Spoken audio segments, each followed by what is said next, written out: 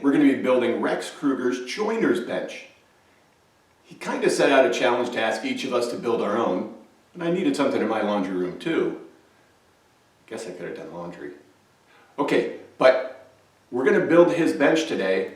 I'm modifying it a little bit because I have a different top I'm going to be using, but let's see how it works. I'm going to use power tools.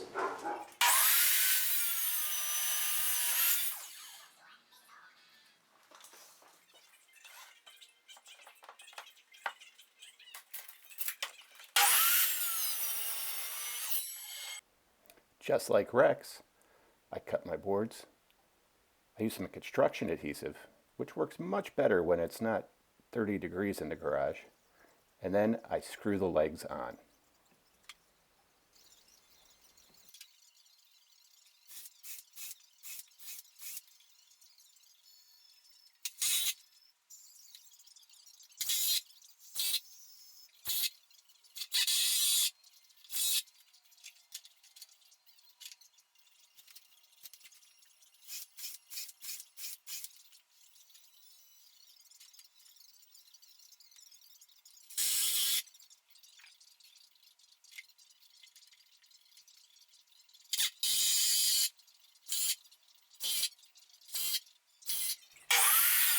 Cut your cross braces at 45.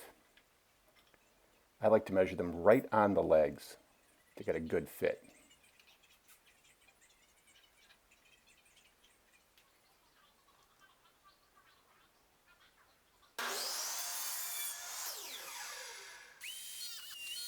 Then I go to my radial arm saw to make my half lap joints. I can't recommend this tool enough.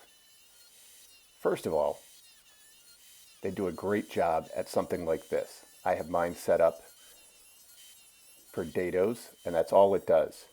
Secondly, they're available at just about every garage sale in America, and usually you can pick them up for somewhere between $50 and $100.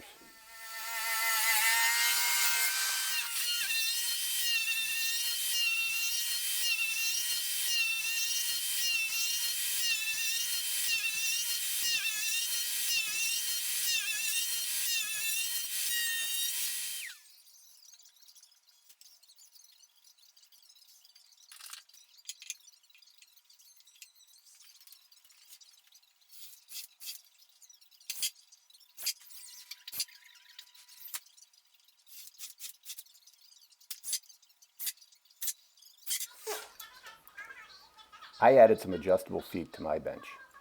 They're pretty simple to install. Just mark the center of your legs, drill a hole, put in the nut, and then you can level your bench when you need to, wherever you finally locate it.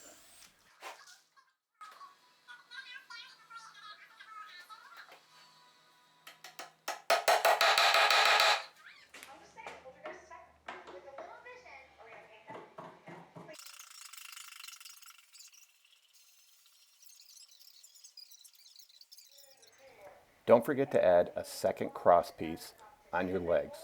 This really stiffens them up. Next, I found it much easier to use the world's dullest bit as opposed to using the hand auger that Rex uses. I know he says he gets great control of his, but there's nothing like an unsharpened spade bit to give you exact accuracy.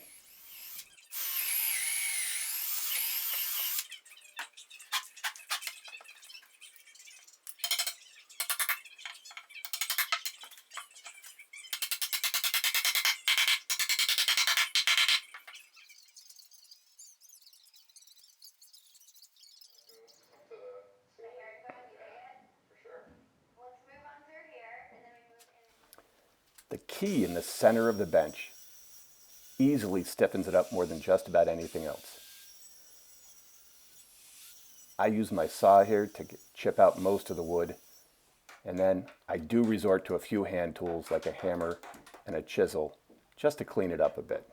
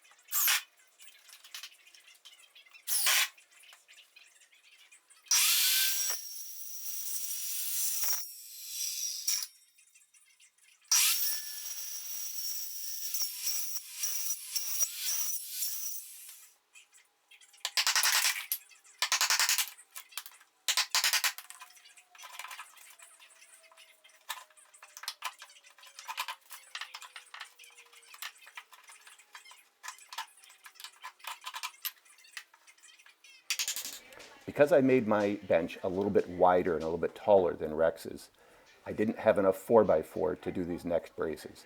So instead, I used some leftover 2x4s and made an I-beam. I attached the first I-beam piece across the bench.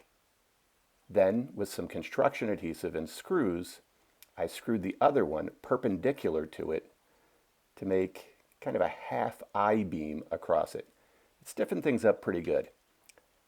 I don't think it's as good as the 4x4, but it's working out pretty well for me.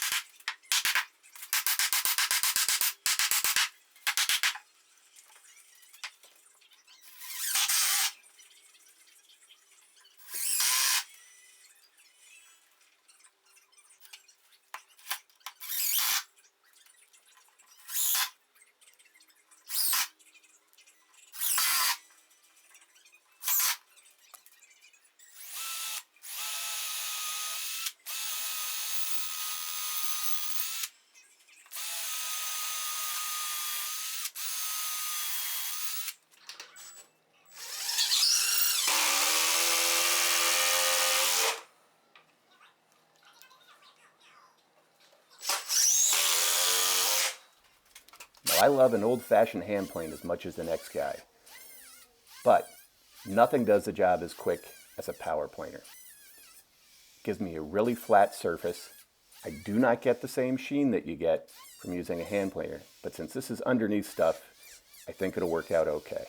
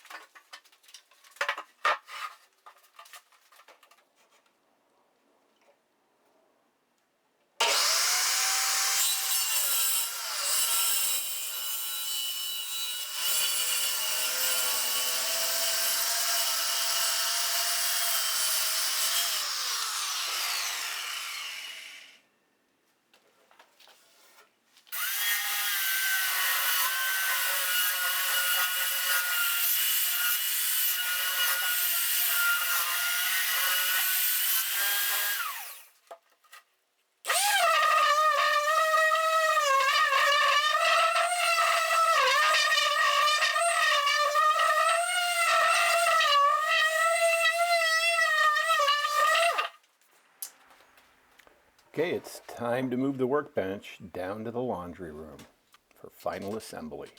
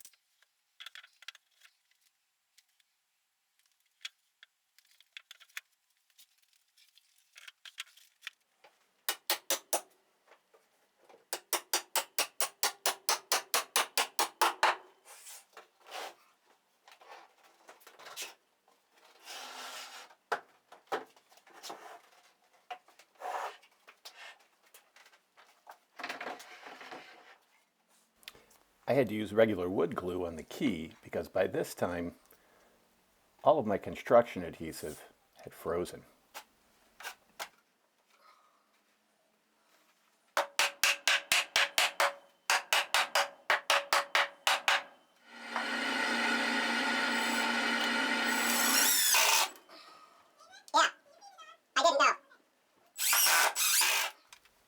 The cross braces, which are also half-lapped, add additional stability to the bench.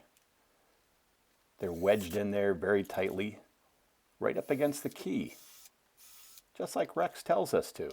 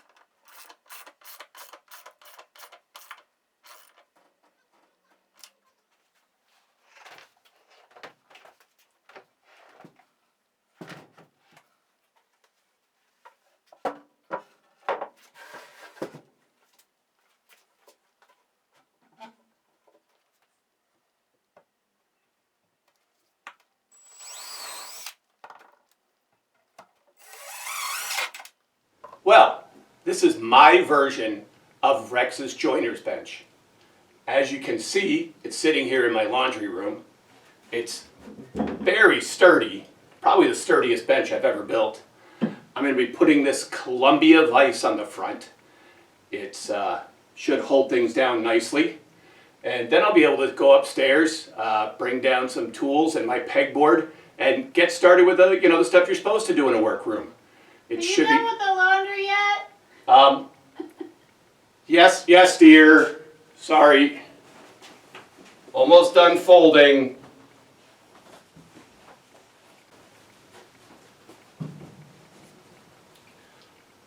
No, really, it's going to be a workbench.